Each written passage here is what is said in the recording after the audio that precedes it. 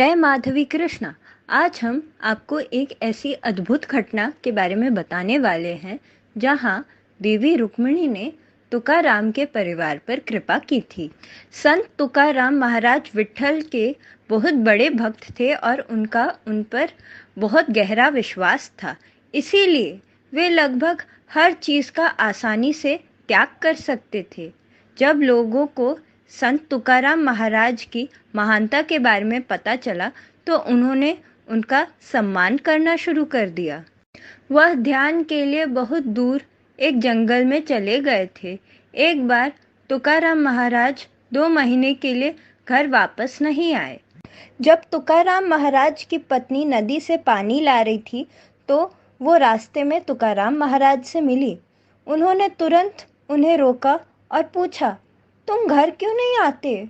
हम क्या करें? संत तुकाराम ने कहा, पांडुरंग देवता मेरे पिता हैं और रुक्मिणी मेरी माँ है। आप उनके पैर भी पकड़ लेते हैं ताकि रुक्मिणी आपको भोजन और कपड़े मुहैया कराए। इस पर उसने कहा, मैं जप करूँगी और ईश्वर के साथ साम्य रहूँगी, लेकिन तुम घर लौट जाओ। तुकाराम महाराज ने कहा, यदि आप मुझसे ऐसा वादा करती हैं तो मैं लौटूंगा। और इसीलिए उसकी पत्नी ने तदनुसार वादा किया और दोनों घर लौट गए। यह एकादशी था जब तुकाराम महाराज घर लौटे। पवित्र तुलसी के पौधे के बगल में बैठकर उन्होंने अपनी पत्नी को एक आध्यात्मिक प्रवचन दिया। उनकी पत्नी इससे प्रभावित थी। अगले दिन उन्होंने सूर्योदय के समय स्नान किया और फिर देवताओं का अनुष्ठानिक पूजन किया। फिर ब्राह्मणों को घर पर आमंत्रित किया और उन्हें भोजन दिया और घर पर उनके पास जो भी प्रसाद था वह सब दे दिया। बाद में दोपहर में यह देखते हुए कि खाने के लिए घर में कुछ भी नहीं बचा था, तुकाराम महाराज की पत्नी चिंतित हो गई। एकादशी के लिए एक दिन पहले उपवास करने के बाद वह और उनके बच्चे बहुत भूखे थे। इस कठिन समय में देवी रुक्मिणी तुकाराम महाराज के घर पर अपने विश्वास का परीक्षण करने के लिए रानी के रूप में दिखाई दी। उन्होंने कहा, मैंने सुना है कि तुम्हारे घर में जो कुछ भी था वह सब तुमने ब्राह्मणों को दे दिया है। अगर कुछ बचा है तो कृपया मुझे भी कुछ प्रसाद दे। यह सुनकर तुकाराम महाराज ने एक साड़ी उन्हें दे दी जो उनके घर में थी। जब तुकाराम महाराज की पत्नी को इस बारे में पता चला तो उन्हें बहुत गुस्सा आया। उन्होंने कहा, कठिनाई के साथ मैंने उन्हें 2 महीने की अवधि के बाद कल ही घर वापस आने के लिए कहा, मुझे प्रवचन दिया, ब्राह्मणों को सब कुछ दे दिया, बच्चे भूखे हैं। वह बहुत क्रोधित हुई और ईश्वर के पवित्र पैरों को तोड़ने के लिए एक पत्थर ले गई। जब तुकाराम की पत्नी पांडुरंग देवता के पैरों को पत्थर से मारने वाली थी तो रुक्मिणी ने उनसे पूछा, हमने तुम्हें कैसे नाराज किया है? इस पर उन्होंने जवाब दिया, बच्चे घर पर भूख से रो रहे हैं। इन पवित्र पैरों ने हमें धोखा दिया है, इसलिए मैं इन्हें तोड़ रही हूँ। रुक्मिणी जी ने तुकाराम महाराज की पत्नी को सब कुछ समझाया और उन्हें शांत होने के लिए कहा। उन्होंने उनकी पत्नी से कहा कि वह उन्हें सब कुछ प्रदान करेंगी जो उन्हें अपने घर के लिए चाहिए।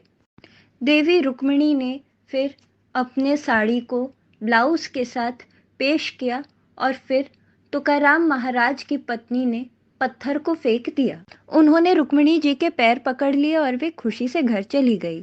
तुकाराम महाराज जी को बहुत बुरा लगा कि उनकी पत्नी को एक प्रवचन देने के बाद भी वह अभी भी बेकरार हो गई थी और रुक्मिणी के पास जाकर उनसे साड़ी ब्लाउज लिया। तुकाराम महाराज ने अपनी पत्नी से कहा, तुमने सर्वोच्च सत्य को छुपाया है। ईश्वर बोध केवल सिद्धि और धन का त्याग करके ही प्राप्त किया जा सकता है। उसके बाद तुकाराम महाराज ने रुक्मिणी से प्राप्त किए सभी इनाम गरीब लोगों में बांट दिए।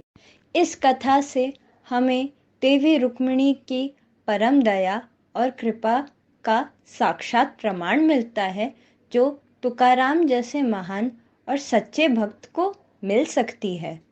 इस कथा से हमें यह भी देखने को मिलता है कि देवी रुक्मिणी केवल श्री कृष्ण की पत्नी ही नहीं, पर वो उनकी शक्ति भी है और उनके रक्षक भी हैं। आजकल कई बीमार मानसिकता के लोग देवी रुक्मिणी का अपमान करने में आनंद प्राप्त करते हैं। यह गलत बात है। देवी रुक्मिणी, देवी राधा, देवी सत्यभामा, देवी नाप्पिनाई, देवी जाम्बवती, देवी मित्राविंदा, देवी चंद्रावली जैसी संगिनियां एक शक्ति ही तो है। यदि हम किसी एक का अपमान करते हैं तो बाकियों का अपमान हो जाता है।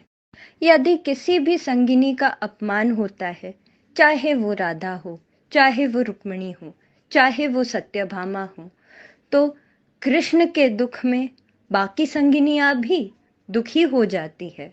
इतना ही नहीं, आप खुद ही सोचिए, अपनी सखी के अपमान पर क्या आपकी इष्ट देवी आपसे प्रसन्न होंगी? नहीं ना। तो कम से कम आप सबसे इतनी विनती अवश्य है कि श्री कृष्ण की अन्य सखियों का भी सम्मान करें, क्योंकि वो आपकी इष्ट की सखियां हैं। देवी रुक्मिणी की दिव्यता को कलयुग में समझना अत्यंत कठिन है।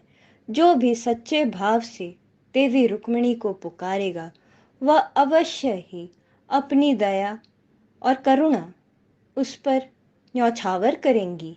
याद रखिए, यह वही देवी रुक्मिणी है जिनका कुंड कलयुग में गायब है और श्री कृष्ण के वैकुंठ गमन के पश्चात 7 दिन तक देवी रुक्मिणी द्वारका की रक्षा कर रही थी। जय माधवी कृष्णा।